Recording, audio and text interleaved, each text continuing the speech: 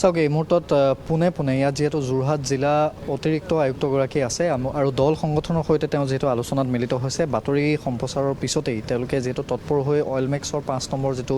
তৈলক্ষেত্ৰ সেই তৈলক্ষেত্ৰত আহি উপস্থিত হৈছিলহি আৰু ইয়াৰ পিছতেই পোনে আমি অতিৰিক্ত আয়ুক্তগৰাকীয়ে যিহেতু সদৌ অসম ছাত্ৰ সন্থাৰ যিসকল ইয়াত প্ৰতিনিধি আছে তেওঁলোকৰ সৈতে যিহেতু কথা পাতিছে আমি পোনে তেওঁলোকৰ ভাষ্য আমি দৰ্শকসকলক শুনাই লওঁ কিন্তু আপোনালোকে গোটেই ব্যৱস্থাটো হাতত লৈ থওক কিন্তু তেওঁলোকে আজিলৈকে ইয়াত এখন ফায়াৰ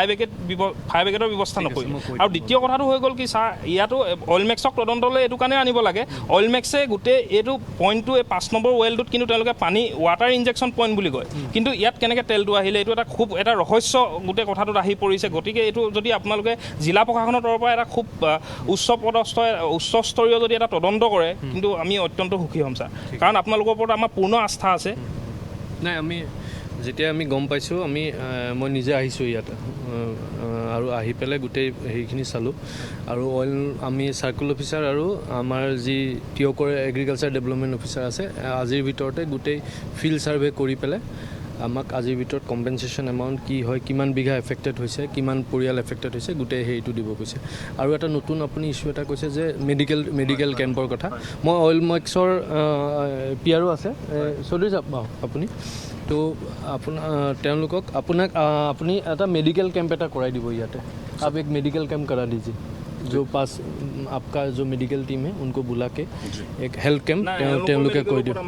ঠিক আছে আমাৰ ফিলৰ পৰা পঠাই দিম হ'ব আমাৰ চৰকাৰী যি মেডিকেল টিম আছে মই এইটো আপোনালোকক কৈ গৈছোঁ মেডিকেল চেকআপ এটা আমি কৰাই দিম আপোনালোকৰ গাঁৱত এইখন কি গাঁও বুলি কয় টেঙাবাৰীত মই এখন মেডিকেল কেম্প কৰাই দিম আৰু ফায়াৰৰ যিটো কথা কৈছে ফায়াৰ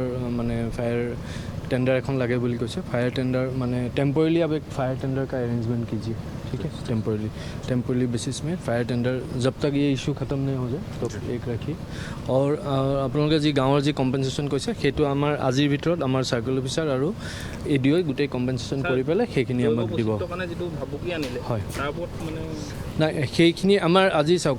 ময়ো এক্সপাৰ্ট নহয় মই তো এইটো কাৰণে মই এগ্ৰিকালচাৰ ডেভেলপমেণ্ট অফিচাৰক মাতিছোঁ আজি তেওঁ টেষ্ট হেৰি কৰি গোটেইখিনি আপোনালোকে যি সয়েল টেষ্টিঙৰ কথা কৈছে সয়েল চেম্পল কালেক্ট কৰি ল'ব আৰু কালেক্ট কৰি পেলাই আমাৰ যিখিনি কম্পেনচেশ্যন হেৰি আছে সেইখিনি ৰাইজক যাতে পায় সেইখিনি কাৰণে মই ব্যৱস্থা লৈছোঁ যোৰহাট জিলা প্ৰশাসনে যিহেতু আপোনালোকে যথেষ্ট গুৰুত্ব দি ইয়ালৈ আহিছে গোটেই পৰিৱেশটো আপুনি যিহেতু নিজে চাইছে আৰু ৰাইজে এটা কথা অভিযোগ কৰিছে যে 𝐭/ৰ এয়া আজি নহয় যোৱা বছৰো তেওঁলোকৰ বিৰুদ্ধে অভিযোগ আছিল যে খেতি পথাৰত এনেকুৱা ধৰণৰ ৰাসায়নিক দ্ৰব্য তেওঁলোকে পেলাইছে যিটো তেওঁলোকৰ এটা নিষ্কাশনৰ ব্যৱস্থা থাকিব লাগে এই গোটেই প্ৰক্ৰিয়াটো আপুনি প্ৰথম প্ৰাৰম্ভিক পৰ্যায়ত কি পাইছে হয় ইয়াত বেচিকেলি মোক যিটো কৈছে আপোনাৰ যেতিয়া ধৰক অইল মানে খাৰুৱা তেলখিনি আনে খাৰুৱা তেলখিনি তাৰপিছত ছেপাৰেট কৰি দিয়ে ছেপাৰেট কৰি পেলাই তাত খাৰুৱা তেলত পানীও মিক্স হৈ থাকে সেই পানীখিনি ইয়াত আনি পেলাই জমা কৰে বুলি কৈছে আৰু পানীখিনিৰ লগত কিছু পৰিমাণে তেলো আহি যায় তেলটো ওপৰত উপঙি যায় ওপৰৰ পৰা তাৰপিছত তেওঁলোকে ছেপাৰেশ্যন কৰে আৰু সেই ঘটনাটো হ'ল বোলে তাৰমানে যিটো টেংকত আনি পেলাই পানীখিনি জমা কৰিছিলে সেই পানীখিনি অভাৰফ্ল' হৈ গ'ল এইটো তেওঁলোকৰ দুখ আছে মই চাৰ্কুল অফিচাৰক অলৰেডি কৈছোঁ তেওঁ ইনকুৱাৰী কৰি পেলাই আমাক এটা ৰিপৰ্ট দিব কাৰ গাফিলতিৰ কাৰণে এইটো হৈছে তদন্ত ঘোষণা চাৰ্কুল অফিচাৰে তদন্ত কৰি পেলাই আমাক ৰিপৰ্ট দিব আৰু আজি এডিঅ'ৰ লগত কম্পেনচেশ্যনৰ কামটো কৰিব প্লাছ এটা কাৰ গাফিলতিৰ কাৰণে হ'ল গোটেই বস্তুটো সেইটো কৰি পেলাই আমাক এটা চাৰ্কুল অফিচাৰে আমাক ৰিপৰ্ট দিবলৈ কৈছোঁ ইতিমধ্যে সেই ৰিপৰ্টটো তাৰপিছত আমি আৰু প্ৰিভেণ্টিভ মেজাৰ্ছ কি ল'ব পাৰে যাতে ভৱিষ্যতত এনেকুৱা ধৰণৰ ঘটনা নঘটে তাৰপিছত আমি এটা নিশ্চয় ডিচিশ্যন এটা ল'ম ৰাইজে আচলতে ভয় খাইছে যে যিটো গতিত তেওঁলোকৰ ৰাসায়নিক দ্ৰব্যখিনি পৰিছে সেয়া আচলতে তেল বা পানী নে কি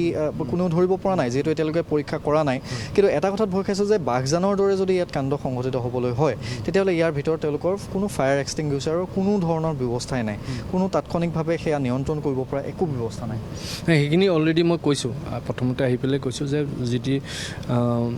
ফায়াৰ টেণ্ডাৰকে আদি কৰি যিটো ফায়াৰ ফাইটিং ইকুইপমেণ্টছ লাগে সেইখিনি মজুত কৰিবলৈ দিছোঁ যাতে প্ৰথম পৰ্যায়ত আমি তেনেকুৱা ধৰণৰ দুৰ্ঘটনা হ'লে তেওঁলোকৰ মানুহে যাতে মোকাবিলা কৰিব পাৰে আৰু আমাৰ তদন্ত যিহেতু চাৰ্কুল অফিচাৰে কৰিব তাৰপিছত যিখিনি লুপ হোলছ আছে ইয়াত যিখিনি গাফিলতি আমি দেখা পাইছোঁ সেইখিনি আমি ব্যৱস্থা গ্ৰহণ কৰিম সেইখিনি আমাৰ ফালৰ পৰা ধন্যবাদ জ্ঞাপন কৰিছোঁ সেয়া হ'ল যোৰহাট জিলাৰ অতিৰিক্ত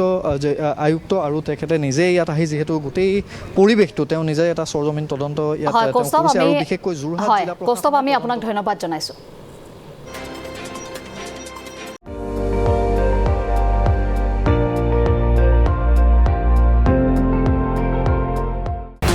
আপুনি চাই আছে ND24 সৰ্বশ্ৰেষ্ঠ নহয় সৰ্বোত্তমৰ দৌৰত